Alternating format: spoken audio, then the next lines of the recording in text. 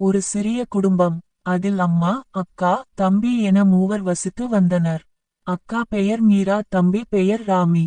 இருவருக்கும் எப்போதும் சண்டை. சண்டையினால் அவர்கள் அம்மாவிடம் எப்போதும் அடி வாங்கிக் கொள்வார்கள். ஒரு நாள் மீராவும் ராமியும் வீட்டிற்கு வெளியே கிரிக்கெட் விளையாடி கொண்டிருந்தனர். விளையாடிக் கொண்டிருக்கும் போது பந்து எதிர்பாராத விதமாக ஜன்னல் கண்ணாடியை உடைத்துவிட்டது.